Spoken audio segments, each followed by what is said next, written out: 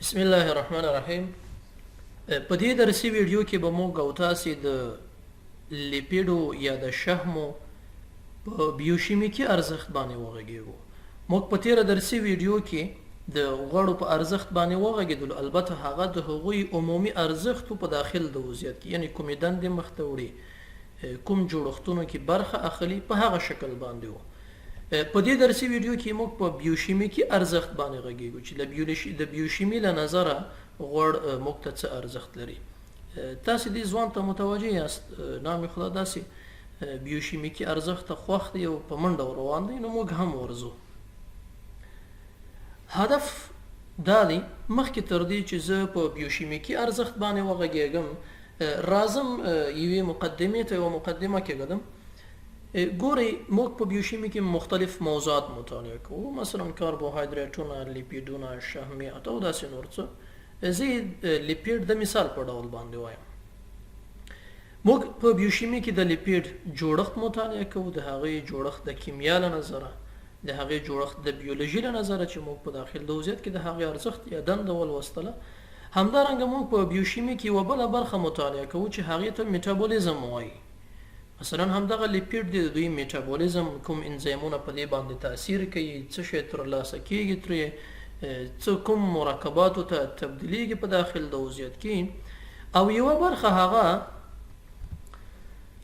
د همدغه موضوع، مثلا همدغه لیپیډ دی، د دوی په ناروغیو باندې موږ غږیږو، یا کومې ستونزې له دې څخه رامنځته کیدلی شي، یا هغه ستونزې چې رامنځته شوي وي څرنګه موږ کولی شو چې هغه تشخیص کو وپېژنو. همدغه د بیوشیمي یوه موضوع دا هم ده.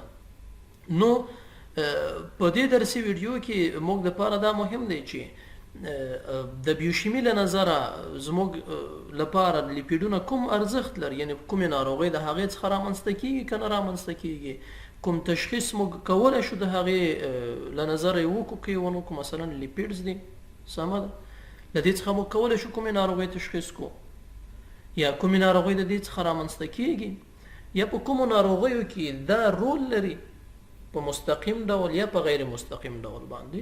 نو هدف دا دی چې په دې درسي ویډیو کې موږ په همدې باندې پاتې کیږو.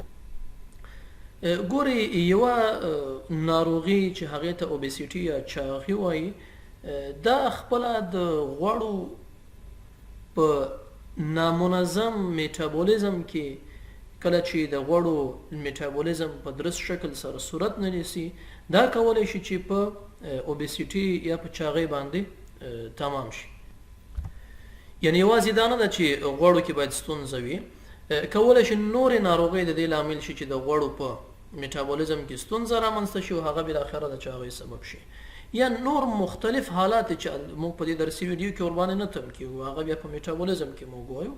مثلا د کولیسټرولو، د وی ایل ډي ایل، ایل ډي ایل، انټرمیډیټ ډنسیټي لیوپروټین، دا ټول شیونه موږ په شحمو کې د بیوشیمي له نظره مطالعه کوو او د دې تاثیر بیا موږ په چاغي باندې لولو.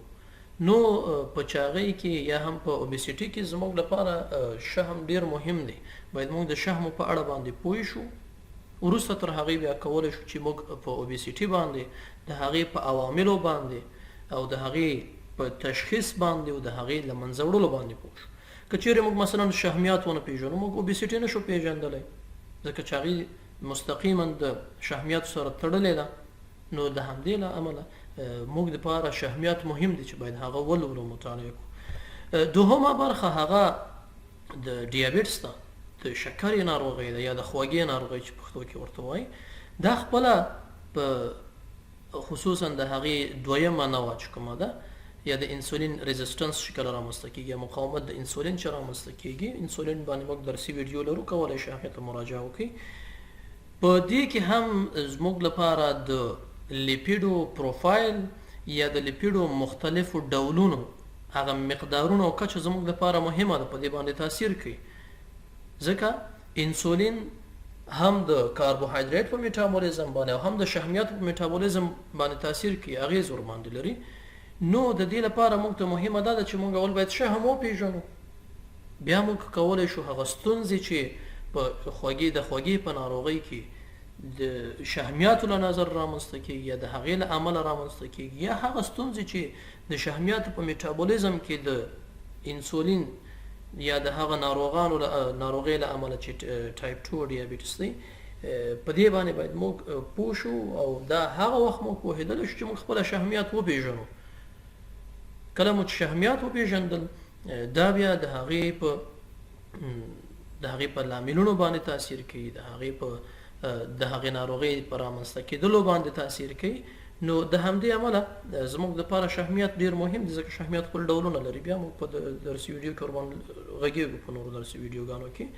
مثلا کولیسټرول دی، LDL دی، VLDL دی، دغه ټول یا HDL دی، په دې ټولو باندې موږ بیا درسي ویډیوګانې لرو او دا خپله په خوږې ناروغۍ کې زموږ دپاره مهم دی ځکه د خوږې ناروغۍ کولی شي د شحمیاتو میټابولیزم کې ستونزې رامنځته کړي یا د شحمیاتو میټابولیزم کولی شي د انسولین په تاثیراتو په اغیز باندې هم تاثیر وکړي او د کاربوهایدریټونو میټابولیزم تر تاثیر لاندې راشي. همدارنګه یوه بله ناروغي چې ډیره مهمه ده اثیروسکلروزس ورته وایي. دا هغه ناروغي ده چې کولی شي د زړه په حملې باندې وپایي او بالاخره د فشار د لوړېدلو لامل شي او کولی شي چې په ناروغانو کې حتی د مرګ سبب شي. نو دغه ناروغي چې اثیروسکلروزس ورته وایي دا هم د شحمیاتو پورې تړلې ده.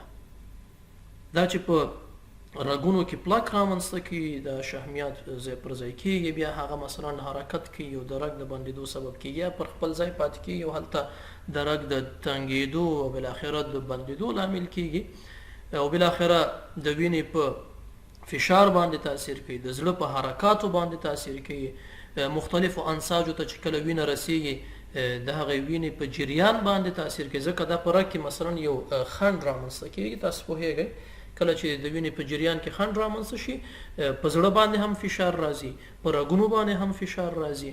همدارنګه هغه انساجو ته چې وروسته له دې خنډه چې کوم انساج پراته دي دغه رګونه ورته وینه رسوي په هغې انساجو باندې هم تاثیر کوي ځکه وینه خو خوراکي توکي انتقالوي، اکسیجن انتقالوي، له هغې څخه اضافي توکي بیرته را انتقالوي.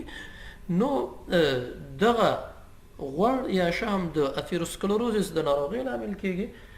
نو د موږ دپاره غوړ مهم دي، اړین دي ځکه که چیرې موږ غوړ ونه پېژنو، د هغې میټابولیزم ونه پېژنو، د هغې ډولونه ونه پېژنو، د هغې کیمیاوي جوړښت او کیمیاوي خواص یې ونه پېژنو، نو آیا موږ به وکړلی شو چې هغه ناروغي چې د غوړو څخه رامنځته شوې دا به موږ تداوي کړلی شو یا به هغه وپېژنو؟ نه، په هیڅ وخت کې نشو کولی. یا مثلا په چاغۍ کې مختلف پروفایلونه چې د شحم پروفایل په دې معنا باندې چې HDL څومره دی، کولیسټرول څومره دی، LDL څومره دی، دا پروفایل چې موږ درسي ویډیوګانو ورباندې لرو. نو دغه تغییرات رامنځته کېږي. موږ څنګه پوه شو چې مثلا یو ناروغ دی د فشار ناروغي لري یا د زړه حمله پرې راغلې ده؟ موږ څنګه پوه شو چې آیا دغه د فشار ناروغي د څه له امله ده؟ څنګه دغه زړه کې ستونزه رامنځته شوې ده یا په رګونو کې ستونزه رامنځته شوې ده؟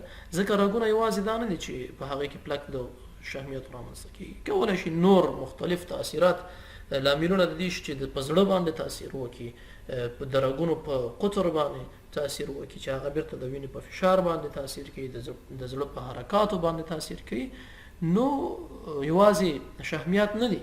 نو د همدغې امله موږ مختلفې نورې ناروغۍ چې کله مطالعه کوو تر څنګ باید شحمیات هم وپېژنو، باید مطالعه کړو. کله چې ناروغي مثلا د شحمیاتو له امله د شحمیاتو ځینې مارکرې تغییر کوي، کله چې ناروغي د نورو لاملونو له امله نور لاملونه د هغې مارکرې تغییر کوي. نو زموږ لپاره هم په تشخیص کې هم د ناروغۍ په د لامل په پېژندلو کې د هغې په له منځه وړلو کې مثلا اسی یو مثال در کوم بیا نور دا ویډیو پای ته رسوو ځکه ویډیو اوږدېږي. تاسې به لیدلي یو ځینې ناروغان دي چې هغوی ته موږ سټټینونه ورکوو تر څو د هغوی د وینې فشار کنټرول شي. متوجه شوي یاستئ؟ هلته دا دی چې دغه سټټینونه اصلا د شحمیاتو میټابولیزم نهي کوي، د هغې تولید نهي کوي چې بیا هغه خپله د میټابولیزم برخه د هغې کې ورباندې غږېږو. ولې؟ ځکه شحمیات د وینې په فشار باندې تاثیر کوي. د چا کولیسټرول پورته دی د وینې فشار یې لوړېږي. اوس د کولیسټرول د لوړوالي له امله چې کوم فشار تغییر کړی دی دا د اثیروسکلروزس سره توپیر لري. اثیروسکلروزس بل ډول ناروغي ده چې د شحمیات څخه رامنځته کیږي. د کولیسټرول د لوړوالي څخه چې کله د فشار د وینې فشار لوړیږي هغه یو بل ډول ناروغي ده. نو موږ په مختلفو حالاتو کې باید مختلف مارکرونه وپیژنو او د هغې د پیژندلو لپاره باید موږ خپل اصلي عامل وپیژنو چې اصلي عامل دلته کیدلی شي شحمیات وي. نو شحمیات زموږ لپاره د بیوشیمي له نظره اړین دي. مننه کوم ستاسې له پاملرنې. که چیرته پوښتنه لرئ سوال لرئ کولی شئ سوال مو له موږ سره د کمنټ له لارې یا د فیسبوک د صفحې د مسنجر او واتساپ له لارې له موږ سره شریک کړئ. زموږ موضوع همدلته پای ته رسیږي.